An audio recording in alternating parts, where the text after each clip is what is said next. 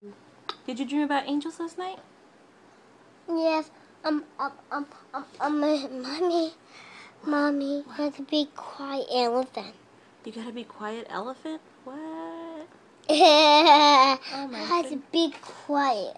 You had to be quiet? Oh my You goodness. have to be quiet, elephant. Oh my. Oh, you have to be quiet and listen. That's what the angels told you? Yes, Mommy. Wow. What were you listening to? What are you doing, Mommy? What were the angels and you listening to? What do I want to listen to do? What did you listen? What did you hear? What do you want to listen to me to do? Huh? I don't want to listen to me. What did they look like? I don't want to like Mommy. Were they pretty? I'll open it. Yeah? Did they have wings or no wings? No one's Mommy. No, not. No wings. Wow, that's beautiful. Mommy, Yeah. I fly in the ground. And they can fly in the ground? Yes, Mommy. The hand, the toes, had to touch it in the sky. And they have toes and they touch the sky? And the leaves, watch it. They say to reach it? Where are you reaching to? You going to heaven? It's so high. Reach it, kid. Reach it. What are you reaching? You have to reach on my key. It's too high. You have to reach your key and it's too high? Yes, Mommy. What is the key for? Oh. What's the key for? Is it the key to the kingdom of heaven?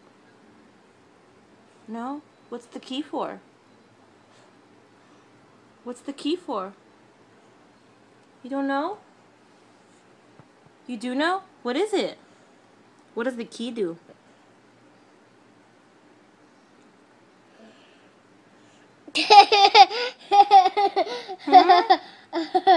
What did the angel say? They made you laugh? They said you have to be quiet and listen. Listen to what? You have to be quiet and listen. To what? To what? You don't know? You don't know. Okay. Alright. Okay, say bye. Okay, say bye. Alright, see you later. Okay, see you later. Bye. Bye. Okay, so anyways, so I heard these bells ringing, and you guys know, like, usually this is one of the reasons to when I was younger, in my teens, that I got real spiritual and into the Lord, and I started speaking in tongues, and ever since I had really bad attacks, like spiritual warfare attacks. So I kind of I stopped because it was too much for me. It was too much. I couldn't handle it. I wasn't at the level that I needed to be to keep going through that. So I kind of just stopped, you know. I mean, I still knew, like, I love God and everything, but I didn't like search for Him. I didn't, like, you know what I'm saying? Anyways, so then okay, so I think that that's what was happening last night, because whenever I start getting into the Lord again, just these bad, evil spirits, demons, they want to come and attack and ruin what I have. And it's always like a distraction, you know, something to get me, like, to get scared or something, you know. That's why last night I was just like, whatever, dude, you know, I'm not even, I already prayed, I'm gonna go to sleep. I'm gonna ignore it, you know. But anyways, when I heard the bells, it was kind of like, it wasn't like how like bells like from a church, not like that. It was more like an alarm, like a little small dingly bell, you know, those little ding ding ding ding, you know, like those, but a bunch of them, not just one or two, like a bunch at the same time. And I was like, okay, yeah, you know, okay, whoa.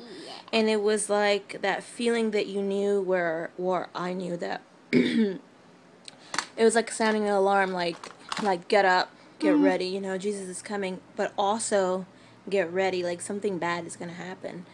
And I was just like, okay, wow, you know, it's just crazy. And I immediately realize I'm in a dream, and He pretty much stops time, like and pretty much tells me, hey, you know.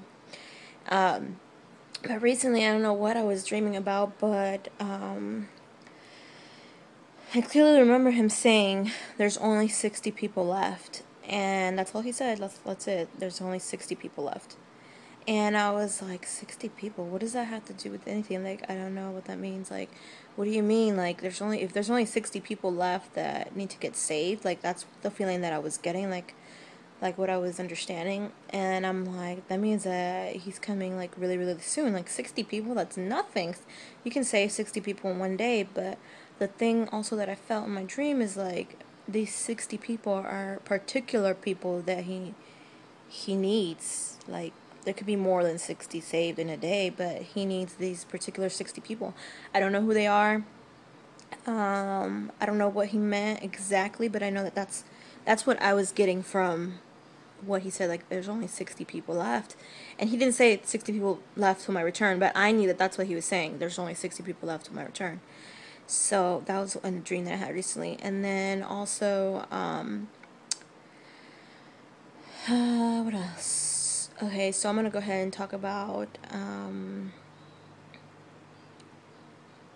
just a little short testimony type of thing of my life or whatever. Why I believe in angels, why I believe he exists and stuff like that. And that's fine if you don't. That's not. Maybe after hearing this you'll believe it. But okay, when I was 8 years old, I got in a serious accident with my mom and my brother. I was in the front of the truck. It was a Ford truck, and it was a brand new Ford truck, like a white truck, beige truck, whatever. And I was sitting in the front, and my brother was in the back, and my mom was driving, obviously. We were going to El Paso, from Dallas to El Paso. And I got in a serious accident an hour before we arrived to El Paso, in Van Horn. It was a little bit before you get to Van Horn City, but it was still city limit Van Horn, but we were an hour away from El Paso. And there, in Van Horn, back in the day, there was no hospitals there or anything. They just had like a little small clinic. And anyways, the truck, my mom fell asleep on the wheel, and the truck flipped over. And this was like a truck to have, like the car to have, like back in the day, because it's when they just barely released like the automatic like, you know, when you open the car, you just click it and it opens. It was like the thing to have, you know. So we had one of those trucks. So it flipped over 3 times, and I was asleep, but in my sleep I remember I felt like I was in a hole, a black hole, and I felt 3 times like me spinning, like my body spinning, you know, 3 times. And after the 3rd time, I just blacked out. I had no idea what happened. I had a concussion. I had no idea what happened until I woke up in a Greyhound bus. The Greyhound bus had seen the accident, and they had stopped to call the police and get help, you know, for us. And I should be dead, you guys, but I'm not.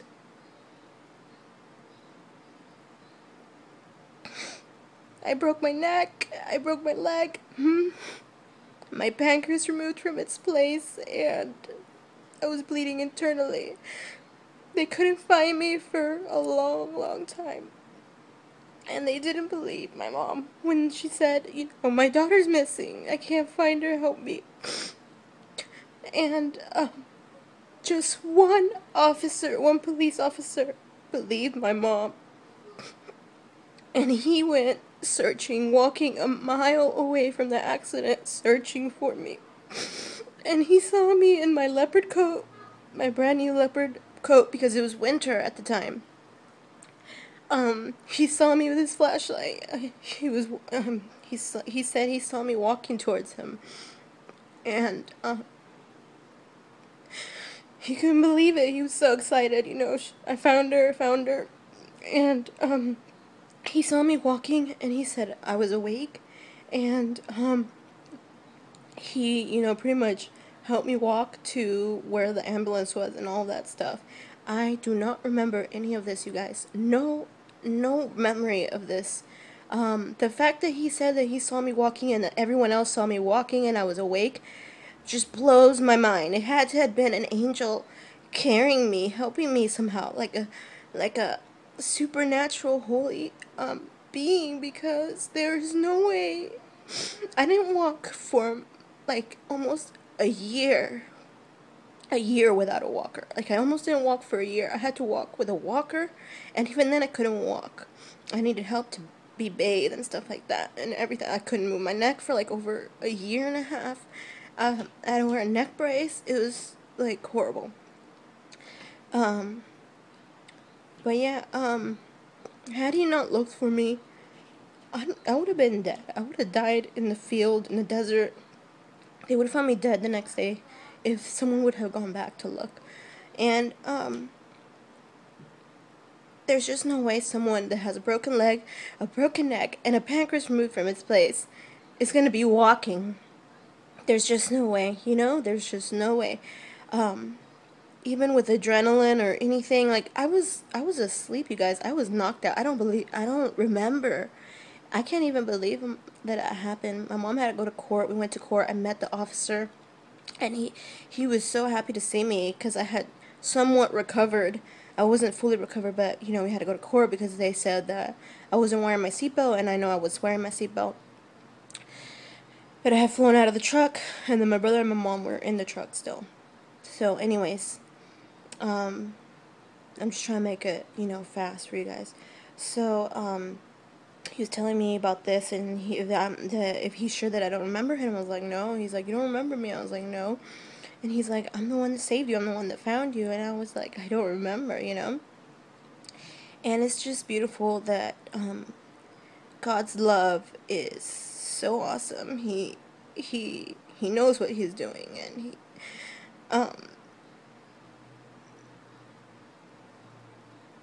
he just knows what he's doing, and he knows when to do it, you know. So if you're going through a hard time and you don't think that you're worth it, God says that you are worth it, okay? And if you're still here on earth, then it's for a reason. Sorry, you guys, it's like super emotional. But it's like not tears of crying like sadness. It's just tears of joy. I can't explain it until you go through it, but it's like tears of happiness because you can't believe that someone loves you that much to save you, you know? And back in the day, I was going through a lot of stuff in my life that I had barely talked to my mom about. I was being molested for many years by my stepdad, but I never told her until just before that accident. And she had told me, you know, do you want to stay behind? Because her uncle had just passed away. And I said, no, I don't want to stay behind. And, I mean, she kind of should have known why I didn't want to stay behind, so she let me go, and my brother too. So, you know, sometimes you don't understand why things happen, but things happen, even if they're bad, for your own good. I pretty much stayed with my grandma for about a year, and to me, it was the best thing that could have happened because I was saved from another situation. I was in a bad situation, but I was saved from a worse one for me, in my experience. But, you know, God could have just said, like, for me, it could have just died and been like, okay, I'm okay, you know? I'll be fine with that, you know? I don't have to worry about anything anymore. And also, while I was in the hospital, I had an out-of-body experience. They had put tubes down my nose to get all the blood out of my stomach and where I was bleeding internally and stuff like that, and a bunch of like hay and grass, like tumbleweed, coming out of my stomach. And so I remember seeing like the blood come out and stuff, but I remember clearly seeing myself on the, what do you call it, like on the bed thing, but from above. And it's like God knows what he was doing. Like, it wasn't my time to go. So if you're feeling like you're ready to commit suicide, or you're ready to just lose hope, that no, God has you here for a reason. He wants you to live. He wants you to live life. That's not the end of the book. That's not the end of the story, and that's not what he has for you. Okay? So that's pretty much it, you guys, and sorry that I cried. That's embarrassing. But yeah,